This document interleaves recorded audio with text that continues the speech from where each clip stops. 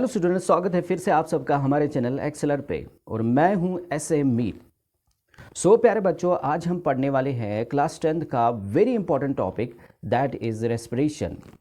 हमने लास्ट जो हमारे वीडियोस थे उनमें हमने न्यूट्रिशन पढ़ा। न्यूट्रिशन में हमने देखा कि एक लिविंग ऑर्गेनिज्म कैसे अपने फूड को एक्वायर करता है और उसके बाद हमने डाइजेशन पढ़ा। डाइजेशन में हमने देखा कि एक लिविंग ऑर्गेनिज्म कैसे कॉम्प्लेक्स फूड मॉलिक्यूल्स को सिंपलर वाटर सॉल्युबल मॉलिक्यूल्स में जो है डिवाइड करता है with the help of enzymes.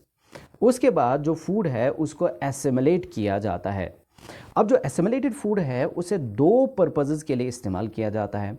पहला पर्पस जो एक लिविंग ऑर्गेनिज्म का होता है that is to release the energy from the food, क्योंकि ये सबसे पहला जो है रिक्वायरमेंट होता है एक लिविंग ऑर्गेनिज्म का कि वो फूड से एनर्जी को डिराइव करे और इस एनर्जी का इस्तेमाल करे to carry the other life processes. और दूसरा जो पर्पस होता है एसिमिलेटेड फूड का that is the growth and repairment of the body. तो ग्रोथ एंड रिपेयरमेंट में भी फूड का इस्तेमाल किया जाता है। लेकिन आज के इस टॉपिक में हम पढ़ने वाले हैं कि एक लिविंग ऑर्गेनिज्म फूड को कैसे ब्रेक डाउन करता है to release the energy. So the process by which a living organism breaks the food in presence or absence of the oxygen to release energy is called a respiration। उसी process को, जिस process के ज़रिए से एक living organism जो है food को ब्रेक डाउन करता है, चाहे ऑक्सीजन की प्रेजेंस में करे या ऑक्सीजन की एब्सेंस में करे, उस प्रोसेस को ही हम रेस्पिरेशन कहते हैं। लेकिन रेस्पिरेशन, जैसे मैंने कहा, कि एक कॉम्प्लेक्स बायोकेमिकल प्रोसेस है, तो इसको हम टू प्रोसेस में डिवाइड कर सकते हैं। पहला प्रोसेस इसमें आता है ब्रीथिंग। ब्रीथिंग जो है it is simply the exchange of gases, जिसमें हम ऑक्सीजन अंदर लेते हैं और कार्बन डाइऑक्साइड जो है बाहर छोड़ते हैं। यानी इनहेलेशन ऑफ एयर जब होता है तो उसमें से ऑक्सीजन को ब्लड के अंदर एब्जॉर्ब किया जाता है और ब्लड में जो कार्बन डाइऑक्साइड होता है that is released into the lungs और लंग्स से फिर उसको बॉडी से बाहर निकाला जाता है। क्लियरली जो ब्रीदिंग है it is a physical process. इसमें कोई भी जो है केमिकल प्रोसेस इन्वॉल्व नहीं होता है और ना ही इसमें कोई एंजाइम इन्वॉल्व होता है। It is a simple physical process. अब इसके बाद दूसरा जो प्रोसेस रेस्पिरेशन में आता है that is the cellular respiration. अब सेल्यूलर रेस्पिरेशन जो है ये सेल्स के अंदर होता है, जिसमें जो सिंपल फूड मॉलिक्यूल है या सिंपल फूड मॉलिक्यूल जिसे हम ग्लूकोज कहते हैं उसको सेल्स के अंदर पहुंचाया जाता है, जहां पे इस ग्लूकोज मॉलिक्यूल को डिवाइड किया जाता है into the carbon dioxide, water and energy. यानी जब ये फूड मॉलिक्यूल हमारे सेल्स के अंदर पहुंचता है तो इसको ऑक्सीडाइज किया जाता है to release the carbon dioxide, water and energy. तो इस प्रोसेस को हम सेल्यूलर रेस्पिरेशन कहते हैं। क्योंकि सेल्यूलर रेस्पिरेशन एक केमिकल प्रोसेस है तो इसमें कई तरह के एंजाइम्स इन्वॉल्व होते हैं and it involves the release of energy. इसमें एनर्जी रिलीज होती है। इसके बाद चलते हैं हम रेस्पिरेशन की तरफ। अब रेस्पिरेशन हमने पढ़ा, ये वो प्रोसेस है जिसके ज़रिए से एक लिविंग ऑर्गेनिज्म जो है वो फूड को ब्रेक डाउन करता है to release the energy. Generally जो लिविंग ऑर्गेनिजम्स होते हैं उनके अंदर जो रेस्पिरेशन होता है that takes place in the presence of the oxygen. लेकिन कई तरह के माइक्रो ऑर्गेनिजम्स है जहां पे जो रेस्पिरेशन है that takes place in the absence of oxygen. यानी रेस्पिरेशन जो है ये प्रेजेंस ऑफ ऑक्सीजन में भी हो सकता है और एब्सेंस ऑफ ऑक्सीजन में भी हो सकता है। सभी लिविंग ऑर्गेनिज्म में चाहे वो एरोबिक रेस्पिरेशन कैरी करते हैं या एनएरोबिक रेस्पिरेशन कैरी करते हैं, सबसे पहले जो फूड होता है उसको, यानी food in the form of glucose, उसको पहले ब्रेक डाउन किया जाता है into 2 pyruvic acid molecules inside the cytoplasm of the cell. यानी जब glucose cytoplasm of the cell में पहुंचता है तो वहां पे इसको ब्रेक डाउन किया जाता है into the 2 pyruvic acid molecules. This process of break down of glucose into the 2 pyruvic acid molecules is called glycolysis. इसको हम ग्लाइकोलाइसिस कहते हैं। तो ग्लाइकोलाइसिस जो है ये साइटोप्लाज्म ऑफ सेल के अंदर ही होता है। अब जो fate of the pyruvic acid molecules है that depends on the presence और एब्सेंस ऑफ द ऑक्सीजन।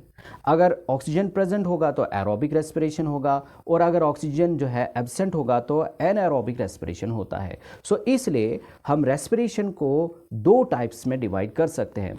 उनमें सबसे पहला जो टाइप आता है that is the aerobic respiration. Word aerobe का मतलब होता है विद एयर, यानी ये वो टाइप ऑफ रेस्पिरेशन है जहां पे फूड को ऑक्सीडाइज किया जाता है in presence of the oxygen. तो जब भी एक लिविंग ऑर्गेनिज्म फूड को, ग्लूकोज को ब्रेक डाउन करता है with the help of oxygen, this type of oxidation is called aerobic respiration. अब एरोबिक रेस्पिरेशन जो है यहाँ पे एक ग्लूकोज मॉलिक्यूल पहले साइटोप्लाज्म ऑफ सेल में ही डिवाइड हो जाता है into two pyruvic acid molecules, फिर इन दो पायरुविक एसिड मॉलिक्यूल्स को माइटोकॉन्ड्रिया के अंदर कैरी किया जाता है, जहाँ पे इनको ब्रेक डाउन किया जाता है to release the carbon dioxide, water and 38 ATP molecules. तो इस तरीके से एक ग्लूकोज मॉलिक्यूल एरोबिक रेस्पिरेशन में 6 molecules of carbon dioxide produce करता है, 6 मॉलिक्यूल्स ऑफ वाटर और 38 एटीपी मॉलिक्यूल्स भी प्रोड्यूस करता है। अब जो वाटर होता है it is useful for the body, इसको बॉडी में रिटेन किया जाता है, बट कार्बन डाइऑक्साइड जो है उसको रिमूव किया जाता है फ्रॉम द बॉडी।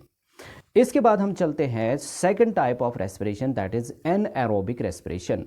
एनएरोबिक का मतलब होता है विदाउट एयर, यानी एक ऐसा रेस्पिरेशन जिसमें जो ग्लूकोज मॉलिक्यूल है उसको ऑक्सीडाइज किया जाता है in absence of the oxygen. यहाँ पे ऑक्सीजन प्रेजेंट नहीं होता है। तो एनारोबिक रेस्पिरेशन जो है ये कई तरह के माइक्रो ऑर्गेनिज्म में होता है, जैसे यीस्ट है, कई तरह के बैक्टीरिया है, वो एनारोबिक रेस्पिरेशन कैरी करते हैं। तो ये माइक्रो ऑर्गेनिज्म क्या करते हैं, ये ग्लूकोज को ब्रेक डाउन करते हैं into the pyruvic acid molecules, फिर पायरुविक एसिड मॉलिक्यूल्स को ब्रेक डाउन किया जाता है into the ethanol and carbon dioxide. तो इस जो पायरुविक एसिड को फिर ब्रेक डाउन किया जाता है एथेनॉल में, और उसके साथ जो है कार्बन डाइऑक्साइड भी प्रोड्यूस होता है और 2 एटीपी मॉलिक्यूल्स प्रोड्यूस होते हैं। यानी इसका मतलब है एक ग्लूकोज मॉलिक्यूल एनारोबिक रेस्पिरेशन में 2 मॉलिक्यूल्स ऑफ एथेनॉल बनाता है, 2 मॉलिक्यूल्स ऑफ कार्बन डाइऑक्साइड बनाता है और 2 एटीपी मॉलिक्यूल्स भी प्रोड्यूस होते हैं। सो इससे हमें पता चला कि जो एनारोबिक रेस्पिरेशन होता है it is less efficient as compare to the aerobic respiration, क्योंकि वहाँ से 38 एटीपी मॉलिक्यूल्स प्रोड्यूस होते हैं। अब जो एनारोबिक रेस्पिरेशन है जहाँ पे methanol plus carbon dioxide as end products produce होते हैं, it is called the alcoholic fermentation, और इसका इस्तेमाल हम अल्कोहल प्रोडक्शन में करते हैं। कुछ एनिमल्स के अंदर भी एनारोबिक रेस्पिरेशन होता है, इवन कि हमारे मसल्स के अंदर भी एनारोबिक रेस्पिरेशन होता है। जब हम विगोरस एक्सरसाइज करते हैं तो विगोरस एक्सरसाइज में ऑक्सीजन की डिमांड बढ़ जाती है टू रिलीज मोर एनर्जी, लेकिन जो हमारा ब्लड है वो ऑक्सीजन सप्लाई नहीं कर पाता है, तो उसकी एक लिमिट होती है जहाँ तक वो ऑक्सीजन सप्लाई कर पाता है। सो उसके बाद जो हमारी जो मसल सेल्स होती है उनके अंदर एनारोबिक रेस्पिरेशन स्टार्ट हो जाता है।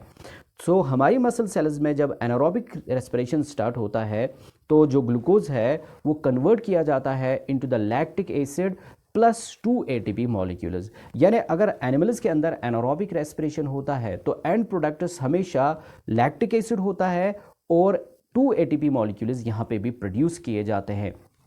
इसका मतलब जो एनिमल्स के अंदर एनारोबिक रेस्पिरेशन होता है उसमें कार्बन डाइऑक्साइड प्रोड्यूस नहीं होता है।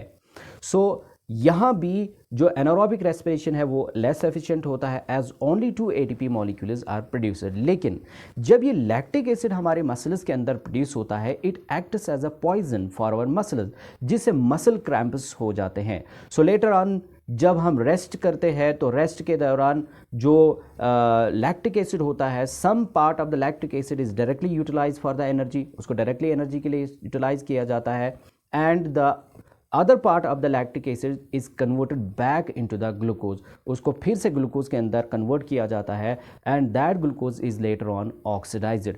सो इस तरीके से एक लिविंग ऑर्गेनिज्म जो है अपनी बॉडी के लिए जो उसकी एनर्जी डिमांड होती है सो वो फुलफिल करता है। सो यहाँ से हमें पता चला कि जो फूड है it acts as a fuel for a living organism. किसी भी लिविंग ऑर्गेनिज्म के लिए फूड फ्यूल की तरह काम करता है and it supplies the energy required for various life processes.